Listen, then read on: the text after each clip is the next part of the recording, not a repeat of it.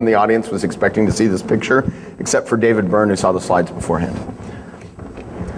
But there's kind of a point at which when you're doing a test or you're doing a security consulting, and let's say that you get access, right? You get access to this thing. And it's kind of awkward because you're explaining it. First I did this, and I did this, and I did this, and I did this, and it's really cool because there's this hole and this little vulnerability, and it's almost like rock climbing, right? A lot of times I like to use this analogy when I'm talking about penetration testing or sometimes certain types of security consulting, application pen testing, things like that. Where if you're rock climbing, it's really something that people set you up to do, but they don't really want you to succeed at in a certain way. It's like, can you do it? Is there a way to get up that rock face? Where if you take the alternate view, it's kind of security consulting is more like an expedition. It's kind of like you're saying, I want to go over there. I want to get into that valley. I want to go down the valley. I want to set up camp. And so when you're setting up, when you're doing security, when you're doing the software development, you're looking, you're saying, well, we can ford the river here. We can climb the mountain. We can go down the other side. We can basically do it. I don't know how we're going to get there. We're probably going to be behind on the timeline, what have you, as we usually are with software development. But we're going to get there eventually, right? Whereas pen testing is more like I said, it's more like a rock face where I bet you can't get up that. I bet you can't do that. Oh yeah, watch me. And a lot of times the way it works is you've got little ledges, right? You start in the first ledge, and I always tell my clients, it's the first ledge, right? It's always the first ledge. It's always when you're doing a pen test, it's the first thing. I found credentials on this server, and within the first, maybe even the first hour, whether or not it's going to be possible to get into this network, because at least get pretty close, because you're going to have that first ledge. But you get that first ledge, and then you try to say, well, can I get to that next place? Can I jump from this server? Can I springboard over here? Can I pivot? Can I grab some credentials? Oh, let's look at the org chart. I've got access to all these PCs. Let's look at the org chart and say, who do I really want access to? I want access usually to financial. Let's find out who's on the org chart under financial, and let's go after their machine using the username or using the name of the machine. It just turns into this big discussion. And you get to the top, and you're like, I got cardinal data or whatever it is you're after. And there's a guy at the top saying, what the hell are you doing here? Right? There's a guy up there saying, oh shit, I don't want you to be up here. But so there's this kind of problem where they don't really care how complex the attack vector is, right? They don't really care how exciting it is. You and I, we get excited about how we get in through a pinhole, but they're not so much. We generally tend to overcomplicate things. And when we're having the reveal, when we're having the conversation at the end, we say, oh, this is so cool. I did this. And it's kind of awkward, and you're like, oh, I'm sorry, and I didn't be excited about it.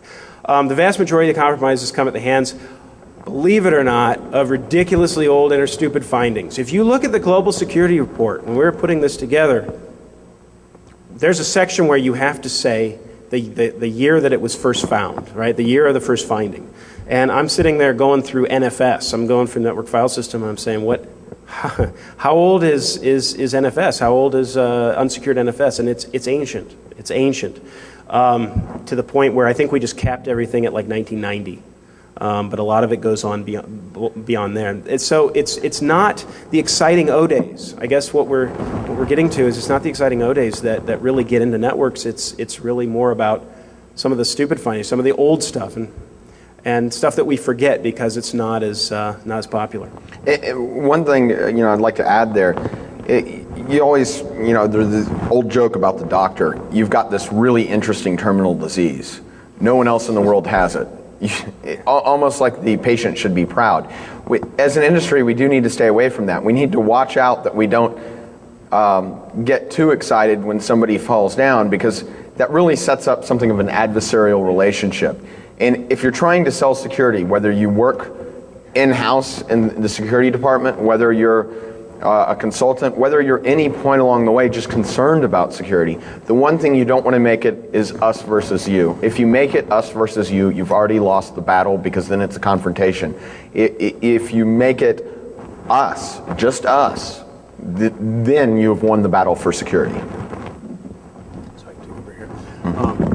So what we did is sort of a very unscientific comparison, but we wanted to have some kind of something to show in the slides as far as attack vectors used. I hope you didn't come to a slide to talk with the word hug in it and expect some kind of algorithms or something extremely scientific. But what we did was we took 2 samples. We took a PCAP. It's from an internet honeypot. Had HTTP open, very generic. Had FTP, things of that nature. And we took a PCAP of it. We ran it through Snort, and we have a visualization tool that we use to run through results.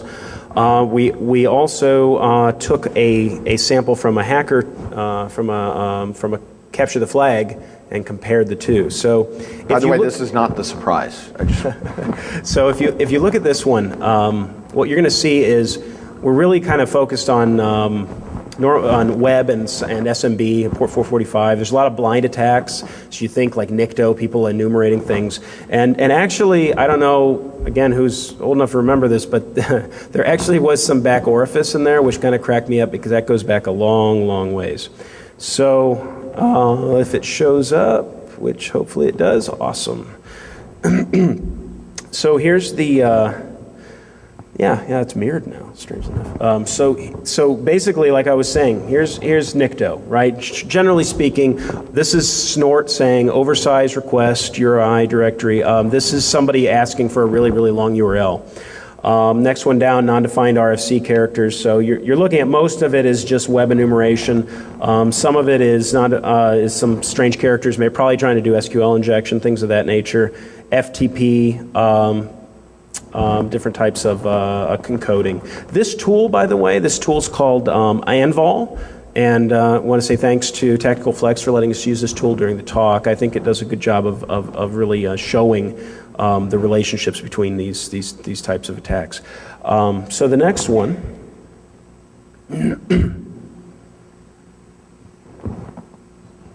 We're looking at the attacker side, okay? So actually I'm going to go back here. The attackers, what we're seeing is,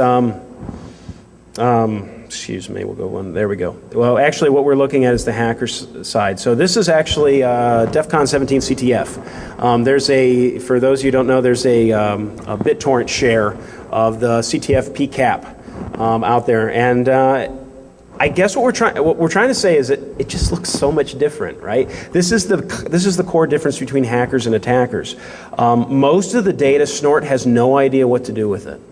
It's hard for it to ID it. There are lots of possible triggers, but the main thing to keep in mind is this is something that's very, very different from what we see on our public networks. So what I'm going to do real quick here is I'm just going to switch over to another data store and then rerun the query.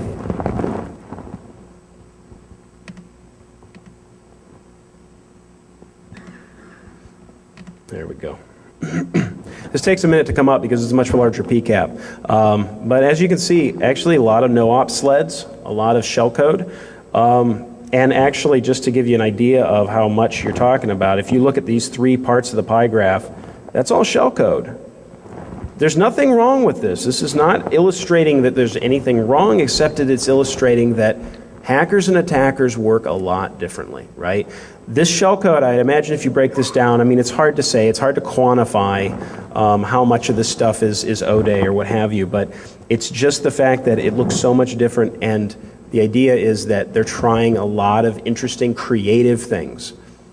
Now, if you take a step back and you look at what they're doing here, and you kind of look at the whole thing as a funnel, what's happening is we're developing a lot of the malware that eventually will be used by attackers. That's inevitable. We're not going to do anything about that. There's no way we can prevent that. But at the same time, this is really how it works. If you will, this is the skunk works for the attacker community.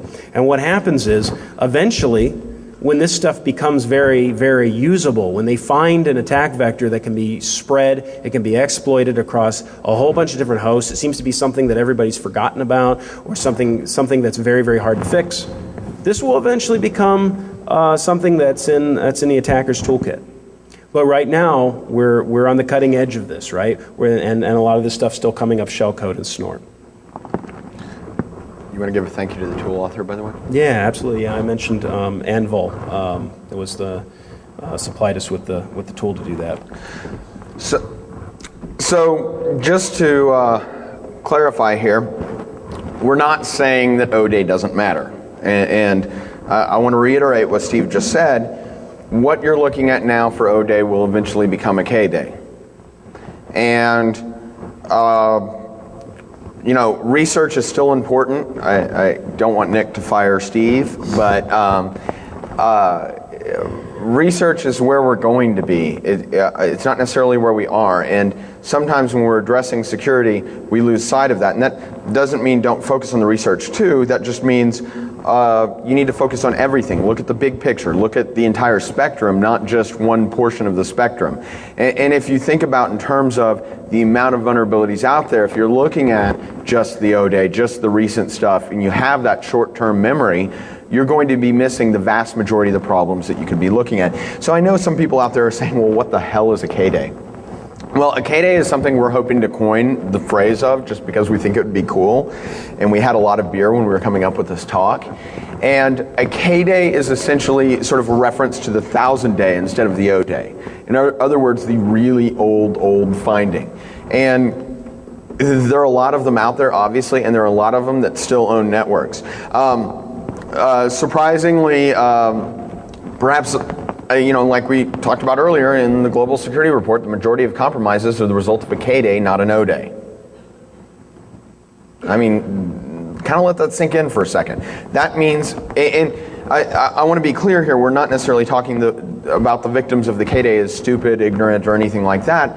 It's just a matter of the K-Day has a tendency to lose your focus. And the chief reason I think for that is that we're so busy chasing our tails for, you know, the latest greatest O-Day, the latest greatest malware. You know, I have countless clients that freak out every time there's any kind of report about any new attack style. I have a lot of clients that worried more about the cracking of WPA, including some that didn't even have WPA in their environment, than I had clients worrying about SQL injection. That's a little frightening because I guarantee you your odds of having a WPA failure lead to your organization's compromise are significantly lower than the odds of a SQL injection leading to a compromise. So I'm not saying lose focus. I'm sorry,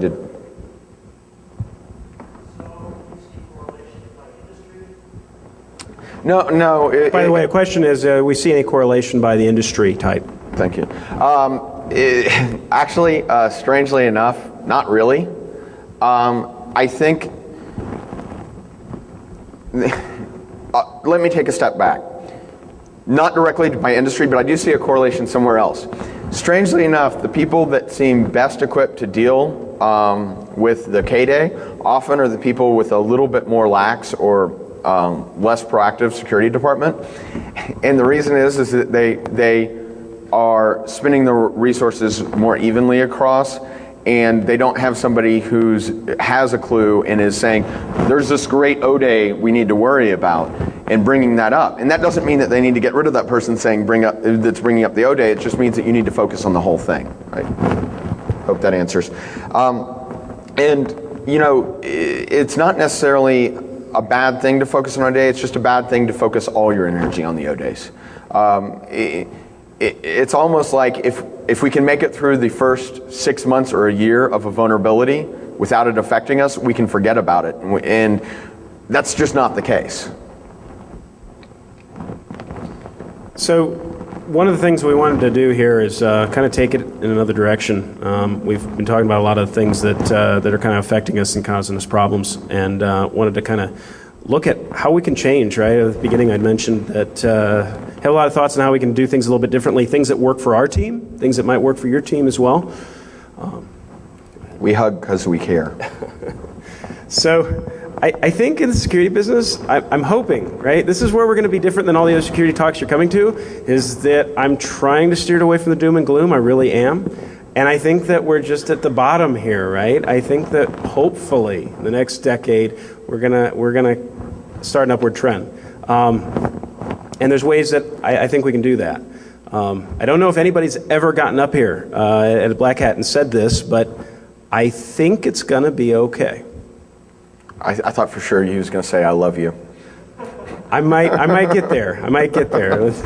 But I think it's going to be okay. And the reason why The reason why is because people actually want it to be. Because there's a lot of smart people who really, really, really want it to be okay. We all just